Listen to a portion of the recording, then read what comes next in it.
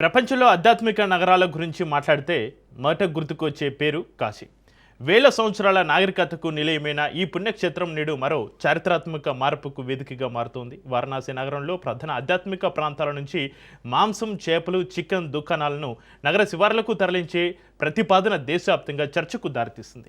కొందరి దృష్టిలో ఇది మతపరమైన నిర్ణయం అయితే, మరికొందరి అభిప్రాయంలో ఇది నగర నిర్వహణ, పరిశుభ్రత, పర్యాటక అభివృద్ధి, సాంస్కృతిక పరిరక్షణకు సంబంధించిన దీర్ఘకాలిక వ్యూహం. అసలు ప్రశ్న మాత్రం ఒకటే: కాశీ కేవలం ఒక నగరమా, లేక భారతీయ నాగరికతకు సజీవ ప్రతీక? Let's watch the story.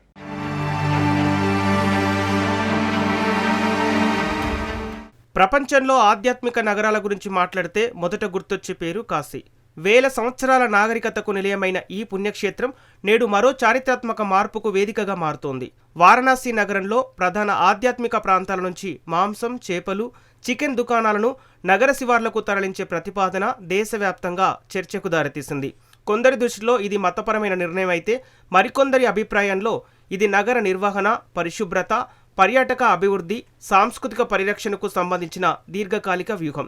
అసలు ప్రశ్న మాత్రం ఒకటే: కాశీ కేవలం ఒక నగరమా, లేక భారతీయ నాగరికతకు సజీవ ప్రతీక?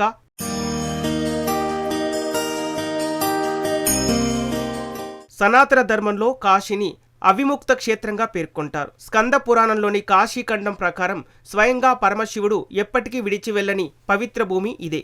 గంగా నది, శ్రీ కాశీ విశ్వనాథ స్వామి ఆలయం, అనేక ఘాట్లు, వేద విద్య సంప్రదాయాలు కలిసి కాశీని ప్రపంచంలోనే అత్యంత పురాతనంగా నిరంతరం జీవిస్తున్న నగరంగా నిలబెట్టాయి.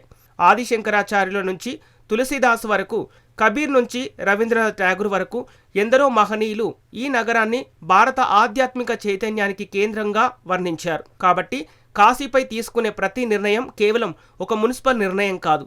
అది భారతీయ సంస్కృతి, వారసత్వం, పర్యాటకం, పట్టణ అభివృద్ధి, ప్రజల జీవన విధానం, ఈ అన్నింటినీ తాకే అంశం. అందుకే వారణాసిలో జరుగుతున్న ఈ మార్పు దేశవ్యాప్తంగా మాత్రమే కాదు, ప్రపంచవ్యాప్తంగా కూడా ఆసక్తిగా గమనించబడుతోంది. ఈ నిర్ణయాన్ని కేవలం శాకాహారం, మాంసాహార కోణంలో చూడటం పూర్తి విశ్లేషణ కాదు. ప్రపంచంలోని అనేక ప్రముఖ ఆధ్యాత్మిక వారసత్వ నగరాలు తమ ప్రత్యేకతను కాపాడుకోవడానికి ప్రత్యేక పట్టణ నిర్వహణ విధానాలను అమలు చేస్తున్నాయి. ఇటలీలోని వాటికన్ సిటీ, జపాన్లోని యోటో, భూటాన్లోని అనేక బౌద్ధ మఠ ప్రాంతాలు, అలాగే భారతదేశంలోని పలు పుణ్యక్షేత్రాల్లో కూడా పవిత్ర ప్రాంతాల చుట్టూ ప్రత్యేక నియంత్రణలు అమలులో ఉన్నాయి. ఈ నేపథ్యంలో వారణాసి ప్రతిపాదనను కూడా ఒక సాంస్కృతిక పట్టణ ప్రణాళికగా చూడాలని పలువురు నిపుణులు సూచిస్తున్నారు. ఇక్కడే ప్రధానమంత్రి మోదీ పాత ప్రాధాన్యం సంతరించుకుంది. 2014లో వారణాసి నుంచి ప్రజాప్రతినిధిగా ఎన్నికైన తర్వాత ఆయన కాశీని కేవలం ఒక నియోజకవర్గంగా కాకుండా భారతీయ నాగరికత పునర్జీవనానికి ప్రతీకగా అభివృద్ధి చేయాలనే లక్ష్యంతో ముందుకు సాగారు. కాశీ విశ్వనాథ్ కారిడార్ నిర్మాణం, గంగా ఘాట్ల పునరుద్ధరణ, నదీ తీరాల సుందరీకరణ, ఆధునిక రహదారులు, మల్టీలెవెల్ పార్కింగ్లు, క్రూయిజ్ పర్యాటకం, అంతర్జాతీయ విమాన అనుసంధానం, ఇవన్నీ కలిపి కాశీని ప్రపంచ స్థాయి ఆధ్యాత్మిక పర్యాటక కేంద్రంగా తీర్చిదిద్దే సమగ్ర ప్రణాళికలో భాగాలుగా మారాయి. ఈ అభివృద్ధి వల్ల కోట్లాది మంది యాత్రికులకు మెరుగైన సౌకర్యాలు లభించడమే కాకుండా స్థానిక హస్తకళలు, బనారసి చీరల పరిశ్రమ, చిన్న వ్యాపారాలు, హోటల్ రంగం, పర్యాటక సేవలకు కూడా విశేష ఊతం లభించింది. ఇప్పుడు ప్రతిపాదిస్తున్న ఈ కొత్త పట్టణ నిర్వహణ విధానం కూడా అదే దీర్ఘకాలిక దృష్టిలో భాగమా అనే చర్చ సహజంగానే కొనసాగుతోంది. ఈ చర్చలలో మరో ముఖ్యమైన అంశం యోగి ఆదిత్యనాథ్ అమలు చేస్తున్న సాంస్కృతిక ఆధ్యాత్మిక పర్యాటక దృష్టికోణం. అయోధ్య, కాశీ, మధుర, ప్రయాగ్రాజ్ వంటి పుణ్యక్షేత్రాలను ప్రపంచ స్థాయి ఆధ్యాత్మిక గమ్యస్థానాలుగా తీర్చిదిద్దాలనే లక్ష్యంతో ఉత్తరప్రదేశ్ ప్రభుత్వం గత కొన్నేళ్లుగా భారీ మౌలిక సదుపాయాల అభివృద్ధి చేపట్టింది. ఆలయాల పునరుద్ధరణ, రహదారుల విస్తరణ, యాత్రికులకు ఆధునిక సౌకర్యాలు, ఘాట్ల సుందరీకరణ, పరిశుభ్రత, భద్రత, డిజిటల్ సేవలు, ఇవన్నీ కలిపి భారతీయ ఆధ్యాత్మిక వారసత్వాన్ని ఆధునిక పట్టణ నిర్వహణతో అనుసంధానించే ప్రయత్నంగా కనిపిస్తున్నాయి. ఈ నేపథ్యంలో వారణాసి పవిత్ర ప్రాంతాల్లో నగర నిర్వహణకు సంబంధించి తీసుకుంటున్న నిర్ణయాలను కూడా ఇదే విస్తృత దృష్టిలో విశ్లేషించాల్సిన అవసరం ఉందని పలువురు భావిస్తున్నారు. అయితే దీనిపై మరోవైపు బలమైన వాదనలు కూడా ఉన్నాయి. జీవనోపాధి కోసం తరతరాలుగా వ్యాపారం చేస్తున్న చిన్న వ్యాపారుల పరిస్థితి ఏమవుతుంది? ఆహారపు అలవాట్లు వ్యక్తిగత స్వేచ్ఛ కాదా?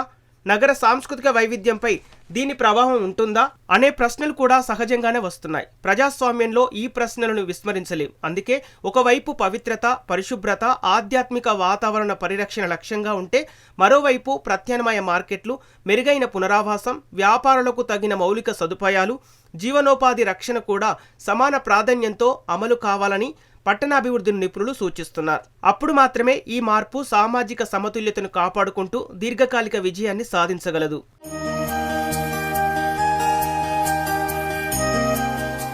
మొత్తంగా చూస్తే కాశీలో జరుగుతున్న ఈ పరిణామాన్ని కేవలం వెజ్, నాన్ వెజ్ చర్చగా చూడటం సరైన విశ్లేషణ కాదు.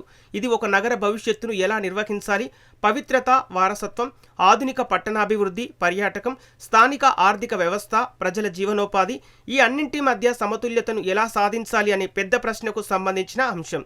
ప్రపంచంలోని ప్రతి నాగరికత తన ఆధ్యాత్మిక, చారిత్రక కేంద్రాలను ప్రత్యేకంగా సంరక్షించుకోవటానికి ప్రయత్నించింది. భారతదేశం కూడా తన అత్యంత పవిత్రమైన నగరాల విషయంలో అదే దిశగా ముందుకు సాగుతోంది. అయితే ఈ మార్పు విజయవంతం కావాలంటే పరిపాలన నిర్ణయాలతో పాటు ప్రజల భాగస్వామ్యం, శాస్త్రీయ పట్టణ ప్రణాళిక, ప్రత్యామ్నాయ జీవనోపాధి, సామాజిక సమతుల్యత కూడా అంతే అవసరం. ప్రధానమంత్రి మోదీ కాశీని భారతీయ నాగరికత పునర్జీవనానికి ప్రతీకగా తీర్చిదిద్దే దిశగా ప్రారంభించిన మార్పులు, ముఖ్యమంత్రి యోగి ఆదిత్యనాథ్ ఉత్తరప్రదేశ్లో అమలు చేస్తున్న ఆధ్యాత్మిక, పర్యాటక అభివృద్ధి కార్యక్రమాలు కలిపి నేడు ఒక కొత్త సాంస్కృతిక దిశను చూపిస్తున్నాయి. ఈ దిశలో కాశీ కేవలం ఒక నగరంగా కాకుండా భారతీయ సనాతన సంస్కృతి, ఆధ్యాత్మిక వారసత్వం, పరిశుభ్ర పట్టణ నిర్వహణ, ప్రపంచస్థాయి పర్యాటక అభివృద్ధి, ఈ 4 అంశాల సమన్వయానికి ప్రతీకగా నిలిచే అవకాశం కనిపిస్తోంది. రేపు అయోధ్య, మధుర, ఉజ్జయిని, తిరుపతి వంటి ఇతర పుణ్యక్షేత్రాలు కూడా ఇలాంటి నమూనాలను పరిశీలించే అవకాశం ఉంది. చివరికి నిర్ణయించేది ఒకే విషయం: మన ప్రాచీన ఆధ్యాత్మిక వారసత్వాన్ని ఆధునిక ప్రపంచ అవసరాలకు అనుగుణంగా ఎంత సమర్థంగా సంరక్షించగలుగుతుందామన్నది. అదే వికసిత భారత్, సాంస్కృతిక భారత్, ఆధ్యాత్మిక భారత నిర్మాణానికి నిజమైన పునాదిగా నిలుస్తుంది.